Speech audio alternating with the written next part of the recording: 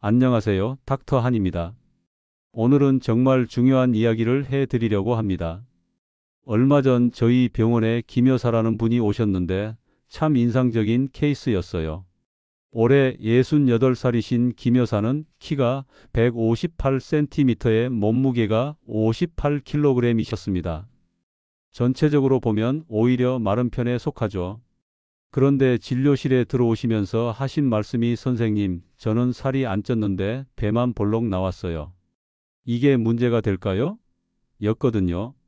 저는 그 순간 김 여사의 허리 둘레를 재보았습니다. 놀랍게도 87cm였어요. 여성 기준으로 복부 비만에 해당하는 수치였죠.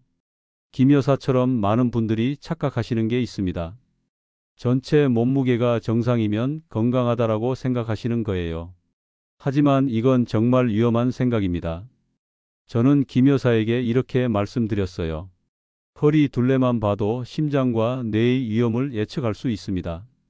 사실 지방이 쌓이는 부위에 따라 우리 몸에 미치는 영향이 완전히 달라집니다. 팔다리에 붙은 지방과 배 안쪽에 쌓인 지방은 성격이 전혀 다르거든요. 특히 복강 안쪽, 내장 주변에 쌓인 지방이 많을수록 혈관이 조용히 망가지고 있다는 신호입니다. 이런 내장 지방은 겉으로 보기에는 그리 심각해 보이지 않을 수 있어요. 하지만 실제로는 우리 몸속에서 염증 물질을 만들어내고 혈관을 손상시키는 독성 물질을 분비하고 있답니다. 김 여사 같은 경우도 겉보기에는 건강해 보였지만 정밀검사 결과 혈압이 높아지기 시작했고 혈당 수치도 정상 범위 상한선에 걸쳐 있었어요. 이 모든 게 바로 복부비만 때문이었습니다. 그렇다면 복부지방이 정확히 무엇인지 자세히 알아볼까요? 저희가 흔히 말하는 뱃살에는 사실 두 종류가 있습니다. 피부 바로 아래 붙어 있는 피하지방과 복강 안쪽 장기들 사이사이에 끼어 있는 내장지방이죠. 문제가 되는 건 바로 이 내장지방입니다. 내장지방은 정말 교활해요. 겉으로는 잘 보이지 않거든요.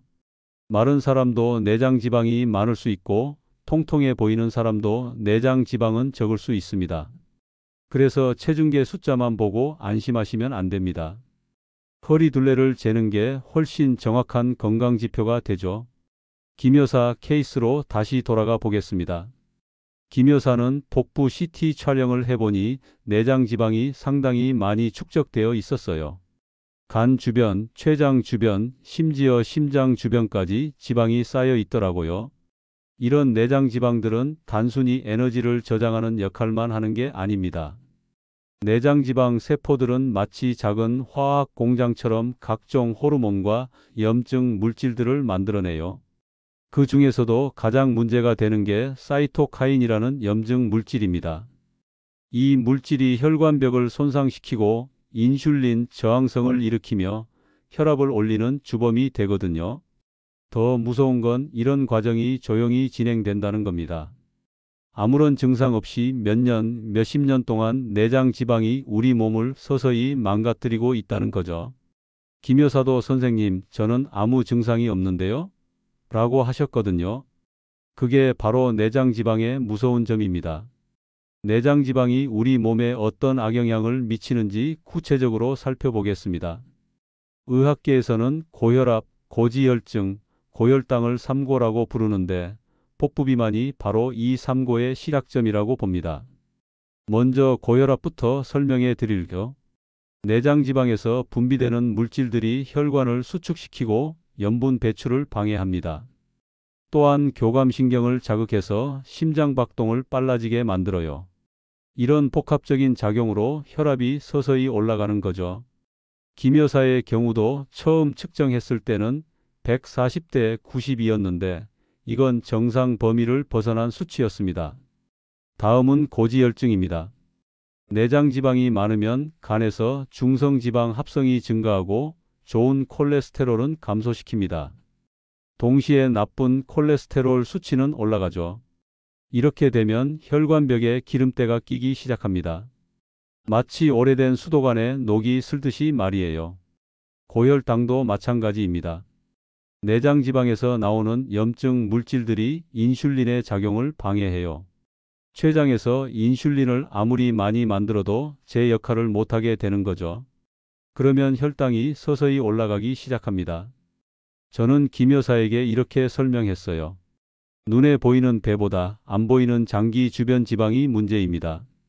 실제로 김 여사의 혈액 검사 결과를 보니 중성지방 수치가 높았고 공복혈당도 정상 상한선을 넘나들고 있었거든요. 이 모든 게 복부의 내장지방 때문이었습니다.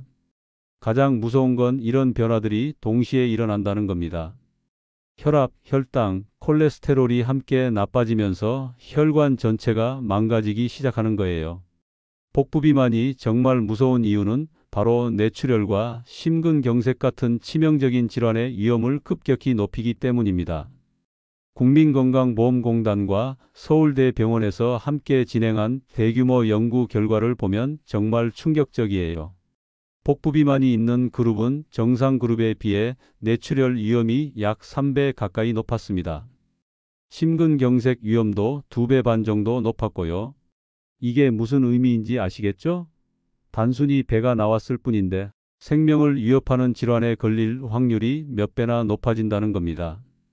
저는 김 여사에게 이렇게 말씀드렸어요. 배에 기름 찬 줄 알았는데 그 기름이 뇌 속 혈관을 터뜨릴 수도 있습니다. 김 여사는 처음에는 믿지 못하시더라고요.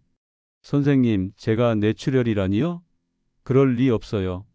하지만 의학적 근거는 명확합니다. 내장지방에서 나오는 염증 물질들이 뇌혈관벽을 약하게 만들어요. 동시에 혈압이 올라가면서 약해진 혈관에 더 큰 압력이 가해지죠. 결국 혈관이 터지면서 뇌출혈이 발생하는 겁니다. 심근경색도 마찬가지예요. 관상동맥에 기름때가 끼고 혈전이 생기면서 심장으로 가는 혈류가 막히는 거죠.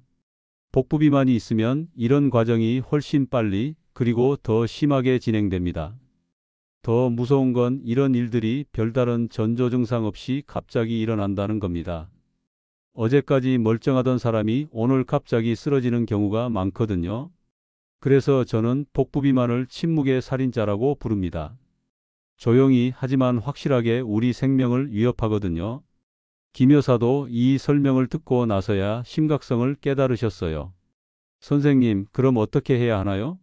라고 물으시더라고요. 복부 비만의 위험성에 대해 말씀드렸으니 이제 정확한 진단 기준을 알려드릴게요.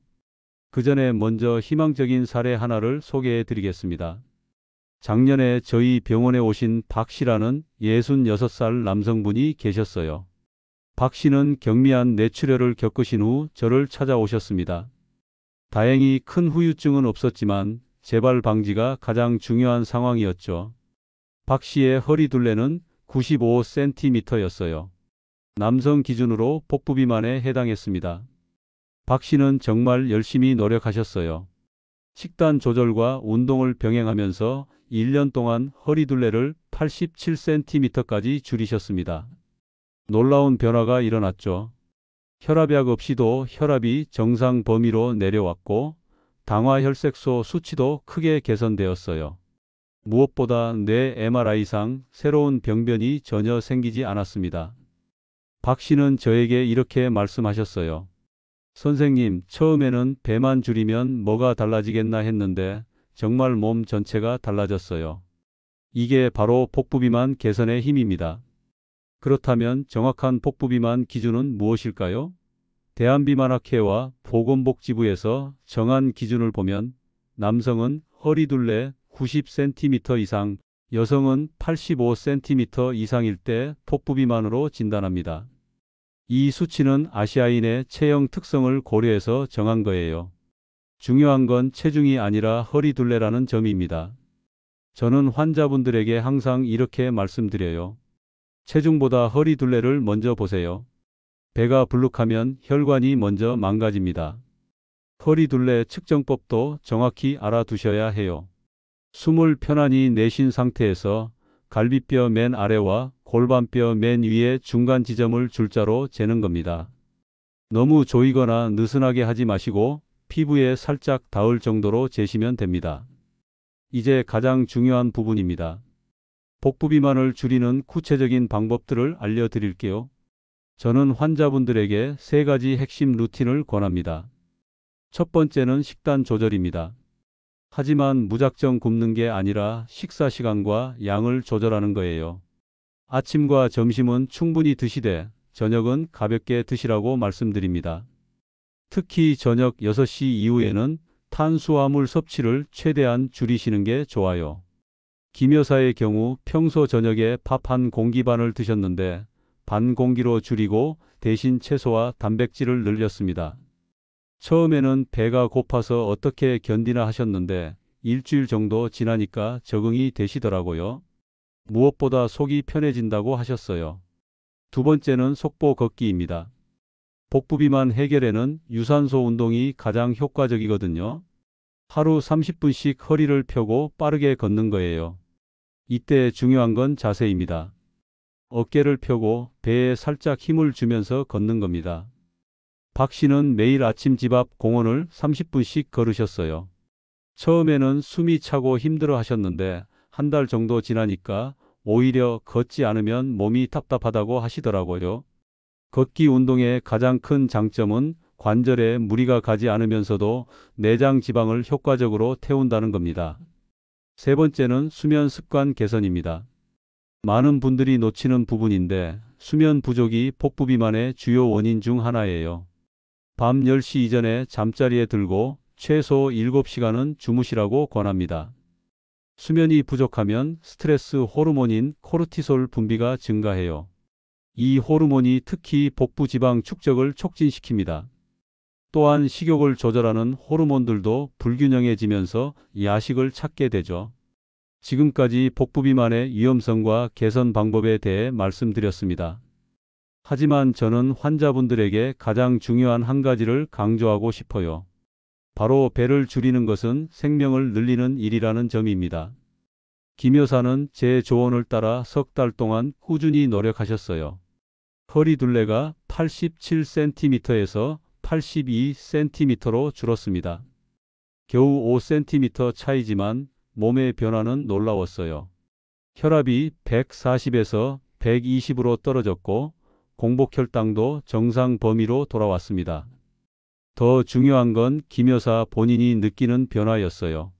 선생님, 몸이 정말 가벼워졌어요.